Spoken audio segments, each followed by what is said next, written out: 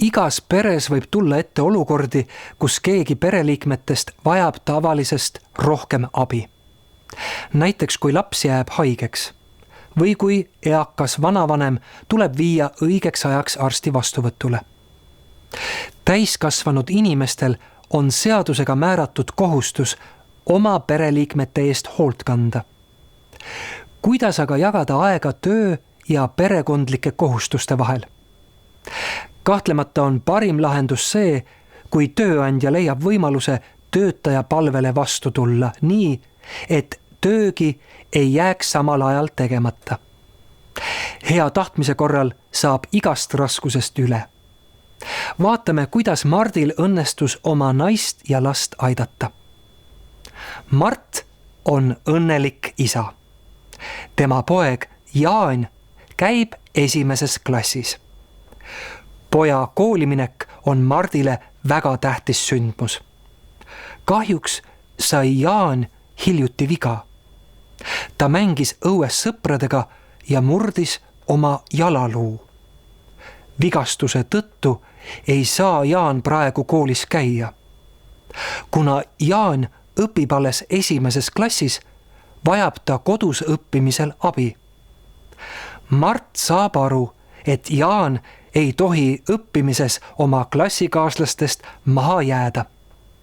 Väga tähtis on teistega sammu pidada. Samas mõistab Mart, et Jaani emal oleks väga raske haige poja eest hoolt kanda, sest teda vajatakse väga tööl. Mart mõtleb järele. Ta leiab, et saaks oma tööd mõnel päeval ka kodus teha. Sellisel juhul saaks ta lapsega koos olla. Mart tahab väga oma poega ja naist aidata. Mart räägib oma murest tööandjale.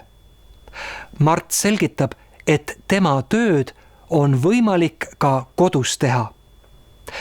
Kahjuks tööandja ei taha, et Mart osaliselt kodus töötaks. Kuidas seda olukorda lahendada? Elus tuleb vahel ette keerulisi olukordi. Kui töö iseloom lubab, võib tööandja lasta töötajal tööasju kodus teha. Nii saab töötaja vajaduse korral ka oma perekonda aidata. Tööandja saab näidata, et ta hoolitseb oma töötajate ja nende perede eest. Kui Mart ei pea tööl käies kogu aeg lapse pärast muretsema, on ta palju rahulikum ja õnnelikum. Õnnelik inimene tuleb ka oma tööga paremini toime.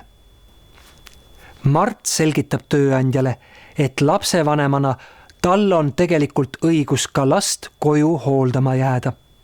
Ainult et siis jääks tema töö ju tõesti mõneks ajaks tegemata.